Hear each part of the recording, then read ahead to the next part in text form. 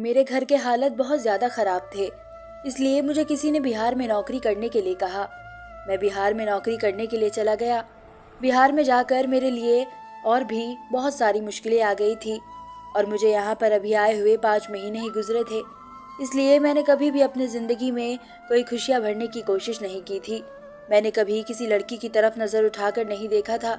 लेकिन जब यहाँ पर आने के बाद मेरे कुछ दिन गुजरे तो जैसे मेरी ज़िंदगी में एक बहार सी आ गई थी। एक बिहारी लड़की ने मुझे पसंद कर लिया था। वह उम्र में मुझसे बहुत छोटी थी, जवान थी, खूबसूरत थी। उसने मुझसे कहा कि वह मुझसे शादी करना चाहती है। मैं जहाँ पर नौकरी करता था वो भी वहीं पर मेरे साथ नौकरी करती थी। मैं बिहार की एक फैक्ट्री में गारमेंट डिपार्टमेंट्स में काम किया करता था और वह भी वहीं पर मेरे साथ काम करती थी। उसने कहा कि वह मुझसे शादी करना चाहती है और मुझे पसंद करती है। ये बात सुनते ही मेरी तो खुशी का ठिकाना नहीं रहा था। मेरा दिल धड़कना भूल गया था। मैं सोच भी नहीं सकती कि कानपुर के छोटे से गांव से निकलकर मामूली से काम में सेट होकर मैं एक बिहारी लड़की का पति बन जाऊंगा। ये तो आपको भी सुनने में अजीब लग रहा होगा कि मैं 32 साल का और वो 20 साल की जवान लड़की, उससे शादी करने पर मैं बहुत खुश हो रहा था। उस लड़की की उम्र 20 साल थी। मेरे लिए बहुत ज़्यादा खुशकिस्मती की बात थी मुझ जैसे 32 साल के लड़के को एक 20 साल की जवान खूबसूरत लड़की मिल रही थी, जबकि हम दोनों की उम्र में लगभग 12 साल का फासला था। आखिर उसने मेरे अंदर ऐसी क्या खूबी देखी थी जो मुझे पसंद कर लिया था।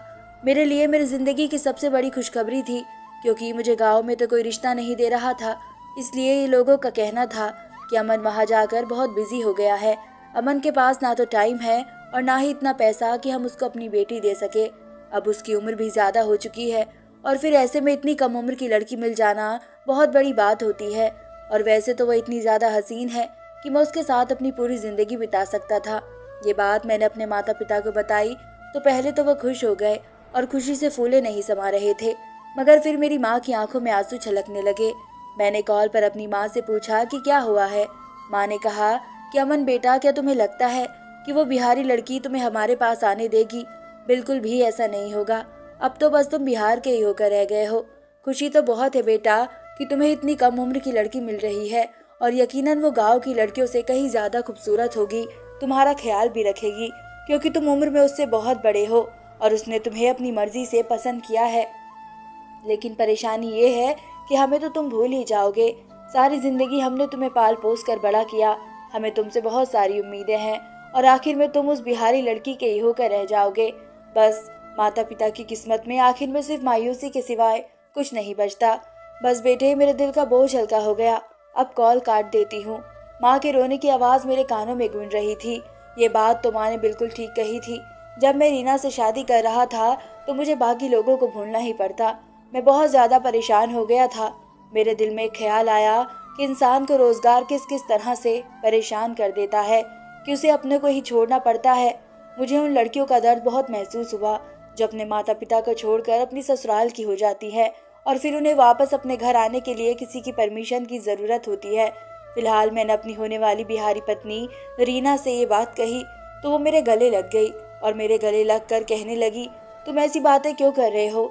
क्या मुझे एहसास नहीं है कि तुम एक इज्जतदार परिवार से ताल्लुक़ रखते हो और मैं कौन सा अलग हूँ? मेरे भी परिवार का यही उसूल है जो तुम्हारे परिवार का है। मुझे तो खुशी है कि तुम इतने जज्बाती हो रहे हो। इसका मतलब यही है कि तुम फ्यूचर में मुझे बेपनाह मोहब्बत करोगे, मुझे इतना प्यार करोगे कि मैं सारी ज़िंदगी खुश रहूँगी। जाहिर सी बात है, जो लड़का अपने माता पिता की इज्जत करता है वही असल में असली मर्द होता है, जो अपनी पत्नी को भी मोहब्बत दे सकता हो। जो उसे चाहिए वो होती है। मेरी पत्नी की इतनी नरम दिल को देखकर मैं बहुत खुश हुआ था। मैंने उससे पूछा, क्या तुम मेरे माता पिता के पास जाने की परमिशन दे रही हो? तुम्हें पता है ना कि तुमने मुझसे कहा था तुम शादी के बाद यहीं पर रहना चाहती हो। तो वो कहने लगी, अरे मेरे बेवकूफ़ पति, मैं तुमसे ये कहना चाह रही हूँ कि तुम अपने माता पिता को यहाँ बिहार बुला लो। वैसे भी वो घर पर रहकर क्या करेंगे? तुम उनके एक लौते बेटे हो। अब वे वहाँ पर अकेले रह गए। तुम चाहो तो उन्हें यहाँ पर बुला सकते हो। तुम ही तो कहते हो कि तुम्हारे रिश्तेदार अच्छे नहीं हैं और ना ही लोगों का व्यवहार तुम्हारी फैमिली के साथ अच्छा है। तो फिर वहाँ पर अकेले रहकर तुम्हारे पेरेंट्स क्या करेंगे? तुम उनको यहाँ पर बुला लो और हम उनकी मौजूदगी में उनके सामने यहाँ पर शादी कर लेंगे। मेरी पत्नी रीना की कहे हुए शब्द मुझे बहुत ही अच्छे लग रहे थे। मैंने अपने पेरेंट्स को एक गुड न्यूज़ सुना दी मेरे पेरेंट्स के आने जाने का सारा खर्चा रीना ने ही उठाया था। वैसे भी उसके पास पैसों की कोई कमी नहीं थी, क्योंकि वो मुझसे पहले ही फैक्ट्री में काम कर रही थी। 18 साल की थी तब से ही वह इस फैक्ट्री में काम कर रही थी, और मुझे तो अभी फैक्ट्री में लगे हुए सिर्फ 6 महीने ही गुजरे थे, इसलिए मेरी सैलरी उससे कम थी। शायद रीना को अपनी ज़िंदगी में ऐसा मर्द चाहिए था जो उसके साथ चलता हुआ अच्छा लगे। वैसे मेरी उम्र 35 साल थी, लेकिन मेरी हाइट हेल्थ कम थी, इसलिए मैं भी कम उम्र का ही लगता था। मैं कोई आदमी नहीं बल्कि कम उम्र का लड़का ही लगता था। बस गांव के लोगों की ही सोच ऐसी थी कि वे अपनी बेटी मुझे नहीं देना चाहते थे। खैर, अब तो मेरे पास एक ऐसी लड़की थी जो मुझे पसंद करती थी और मुझ पर मिटती थी। मैंने अपने पेरेंट्स को 1 हफ्ते के अंदर अंदर ही बिहार बुला लिया था। ये सब देखकर तो हमारे रिश्तेदार भी हैरान रह गए थे कि अमन की किस्मत जाग गई है। उसने बिहारी लड़की से शादी करके अपने माता पिता को भी वहीं पर बुला लिया। मेरे पेरेंट्स अब यहाँ पर आए तो मेरी उनकी मौजूदगी में शादी हो गई। शादी वाले दिन मैं बहुत ज़्यादा खुश था। मुझे यकीन नहीं आ रहा था ये सब कुछ हकीकत में हो रहा है या फिर कोई सपना है। मेरी पत्नी ने मुझसे कहा कि वह मुझसे सिर्फ प्यार और इज्जत चाहती है। आज रात के 2 बज रहे थे और वो मेरे कमरे में मेरे सामने बैठी हुई थी। वो बहुत ज़्यादा खूबसूरत लग रही थी। वो किसी खूबसूरत गुड़िया की तरह लग रही थी। ऐसा लग रहा था जैसे कोई मासूम सी मूरत मेरे सामने बैठी हुई है। मैं भी बहुत स्मार्ट लग रहा था और कपड़े भी महंगे पहन रखे थे।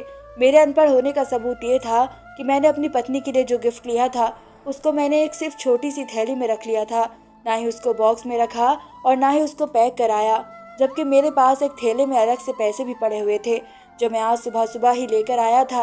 और ये भूल गया था कि मेरी पत्नी को तो चॉकलेट पसंद है। उसे तो चॉकलेट और टेडी बियर से प्यार है, जबकि मैं उसके लिए पैसे लेकर आया हूँ। और मैंने एक छोटा सा आर्टिफिशियल सेट भी उसके लिए ले लिया था। वैसे भी हम जैसे लोगों की फितरत कहीं भी जाकर नहीं बदलती। मैंने सोचते हुए पैसे अपने पास इसलिए रखे थे कि वो जो चाहेगी अपने लिए लेकर आ जाएगी, पर ये भूल गया था कि उसके पास पैसे तो पहले से ही बहुत सारे हैं। मेरी पत्नी के हाथ में पहले से ही एक छोटा सा बॉक्स मौजूद था। शायद वो भी मुझे कोई गिफ्ट देना चाहती थी। जब मैंने उसके हाथ में वो गिफ्ट देखा तो अपने पैसे देने का इरादा बदल दिया। सोचा कि उसे पैसे नहीं दूंगा, लेकिन वो मेरे हाथों को देख चुकी थी, जिसमें से एक तो में ज्वेलरी सेट था और दूसरे में पैसे थे। वो मुझसे पूछने लगी, अमन इसमें क्या है? उसने मुझसे पूछा तो मैंने उसे बता दिया, ये मैं तुम्हें देने वाला था। मैंने जल्दी सेट तो उसको दे दिया। उसे पसंद आया, लेकिन वो दूसरी वाली थैली को मैंने कहा कि इसे तुम कहीं पर रख दो, ये मैं तुमसे सुबह को ही ले लूँगा, ये मेरा रोज़ का जेब खर्च है। तो रीना कहने लगी कि मुझे तो लगा था कि तुम मेरे लिए कोई स्पेशल गिफ्ट लेकर आए हो। कुछ वैसे सेट भी सिर्फ मामूली सा ही था। उसे अच्छा तो लगा था, लेकिन मैं उसे देखकर ज़्यादा खुश नहीं हुई थी। मैंने उससे कहा, माफ़ करना रीना, मैं अपने पेरेंट्स की वजह से शायद सब कुछ भूल गया था कि तुम्हें कोई स्पेशल सरप्राइज़ भी देना है, लेकिन मैं तुम्हें कल इससे भी अच्छा गिफ्ट लाकर दूंगा जो तुम्हें बहुत ज़्यादा पसंद आएगा। बल्कि यहाँ लाकर नहीं दूंगा, तुम्हें उस गिफ्ट के पास जाना पड़ेगा। मेरी चिकनी चिकनी बातों में वो आ गई थी और उसकी नाराज़गी भी दूर हो गई थी और वह सब कुछ भूल कर मेरे गिफ्ट के बारे में सोचने लगी। मैंने गद्दे के नीचे हाथ बढ़ाया और उससे कहा कि मैं सारे पैसे गद्दे के नीचे रख रहा हूँ। तब उसका चेहरा उतर गया। ऐसा लग रहा था जैसे वो नहीं चाहती थी कि मैं गद्दे के नीचे सामान रखूँ, और वो शायद मुझे अपने पास भी नहीं आने देगी। इस शादी का कोई मकसद होगा जैसे उसने शादी की, वरना मेरे हाथ आगे बढ़ाने पर वह मुझे इतनी अजीब नज़र से नहीं देखती। मेरे दिल में हजारों सवाल आ रहे थे। रीना कहने लगी, ये तुम क्या कर रहे हो? गद्दे के नीचे क्यों रख रहे हो? उसने मुस्कुराकर मुझसे पूछा। मैंने कहा, तो फिर कहाँ पर रखूँ? तो वो कहने लगी, लाओ मैं इसे अपनी अलमारी में रख देती हूँ। उसने मुस्कुराकर जवाब दिया और उसने अपनी अलमारी को खोलकर उसमें रख दिया। मैं कब सो गया मुझे पता ही न चला। सच पूछो तो मुझे याद ही नहीं कि मैं कब सो गया। जब मैं सुबह उठा तो मेरी पत्नी मेरे सामने बैठी हुई थी और वो मुस्कुराते हुए मुझे ही देख रही थी और मुझसे कहने लगी, जल्दी उठो अमन, बहुत देर हो रही है और हमें फैक्ट्री भी तो जाना है। सब लोग हमारा वहाँ पर इंतज़ार कर रहे होंगे और तुम्हारे पेरेंट्स भी यही सोचेंगे कि मैंने उनके बेटे को उनसे छीन लिया। तो चलो जल्दी उठो, पहले ही बहुत देर हो गई है। उसने ये कहकर गद्दे की चारों तरफ के कोनों को अच्छी तरह से चादर से दबा दिया। मैं वॉशरूम में चला गया। मुझे अपनी पत्नी रीना के बिहेव बहुत ही अजीब लग रहा था। ऐसा लग रहा था जैसे वो मुझसे कुछ छुपाने की कोशिश कर रही है। मैं वॉशरूम से वापस आया तो वो बेड पर ही बैठी हुई थी। जैसे ही मेरी नज़र उस पर पड़ी तो वह चौंक कर बेड पर लंबी लंबी लेट गई। ऐसा लग रहा था जैसे वह अपनी चोरी पकड़ जाने का डर से मुझसे कुछ छुपा रही हो। मैंने उससे पूछा कि रीना क्या है इन गद्दों के नीचे?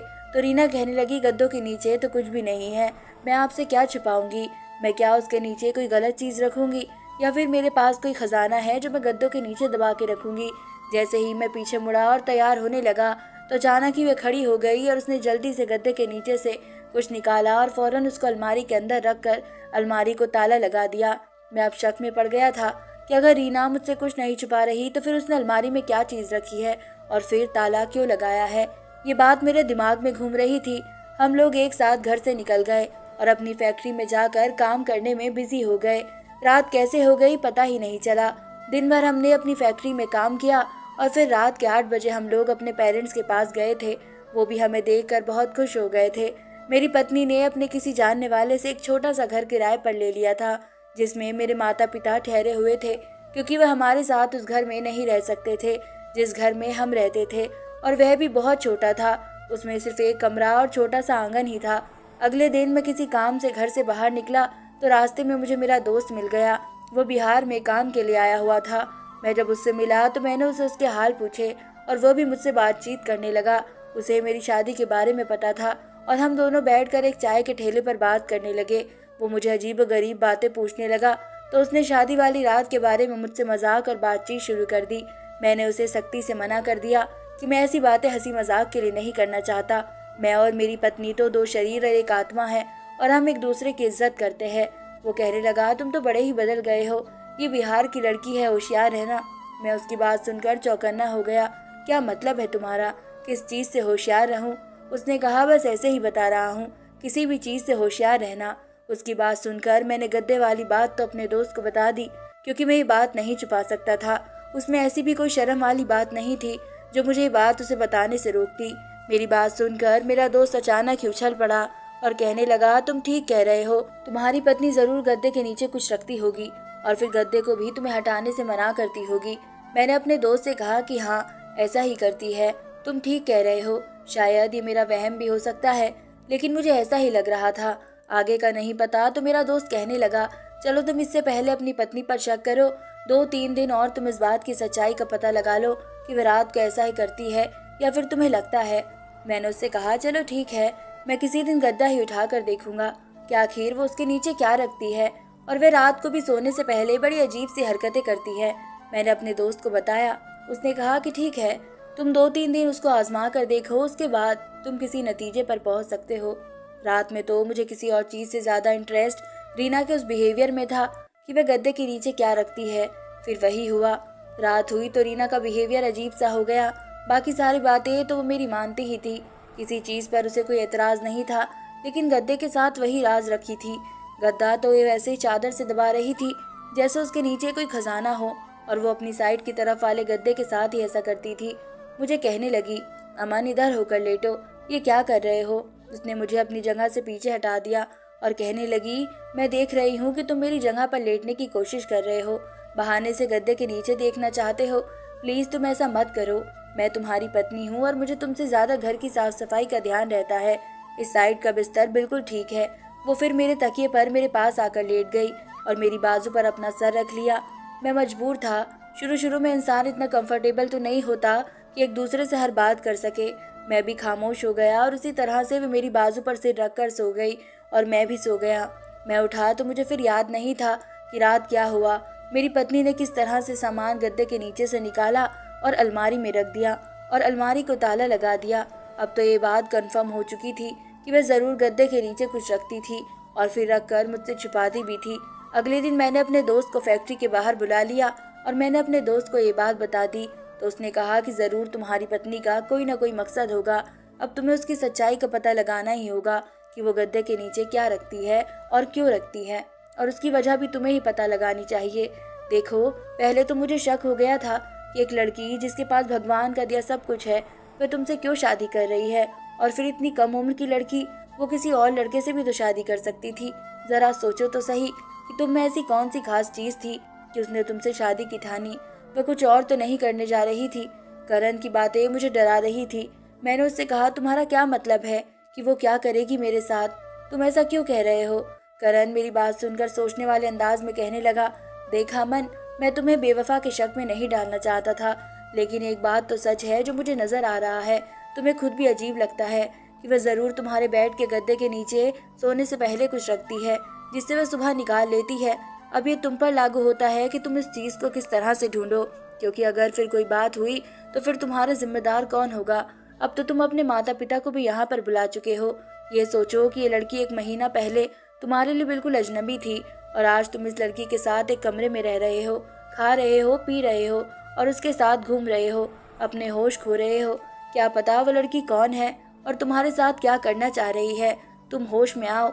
इतना ज़्यादा किसी पर भरोसा एकदम से सही नहीं है और तुम्हारे साथ तुम्हारे पेरेंट्स की भी तो जिम्मेदारी है। तुम अकेले तो नहीं हो। करण ने मुझे अच्छे खासे शक में डाल दिया था। आज मैंने सोचा कि मैं एक पति होने के नाते अपने इस रिश्ते का इस्तेमाल करूंगा और ज़बरदस्ती उस गद्दा उठाकर देखूंगा कि वह उसके नीचे क्या रखती है, क्योंकि ऐसा तो हो ही नहीं सकता कि वह मुझे हर एक बात के लिए रोज़ मना कर दे और मैं उसके कहने पर रुकता ही चला जाऊं। पति पत्नी के बीच तो कोई राज नहीं होना चाहिए। आज मैंने अपने दिल में इरादा कर लिया कि मैं घर जाते ही गद्दा उठाकर ज़रूर देखूंगा। जब मैंने पीछे पलट कर देखा तो मेरी जान ही निकल गई। मैंने देखा कि मेरी पत्नी वहीं पर मेरे पीछे ही खड़ी हुई सब कुछ सुन रही थी। मुझे उसे देखकर बहुत शर्मिंदगी महसूस हो रही थी कि मुझसे कितनी बड़ी गलती हो गई है। वह मेरे बारे में क्या सोच रही होगी। मैं दिल ही दिल में पछता रहा था।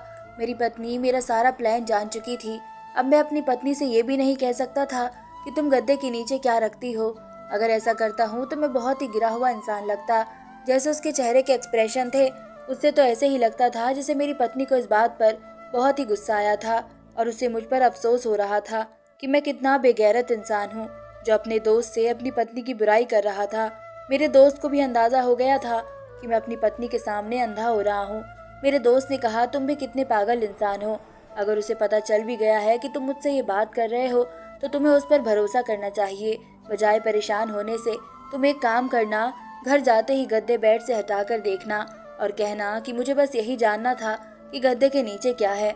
अब तुम अगर इस बात पर दबे तो मुश्किल हो जाएगा, क्योंकि औरत के सामने तुम जितना दब कर रहोगे वो तुम्हें उतना ही दबाती चली जाएगी।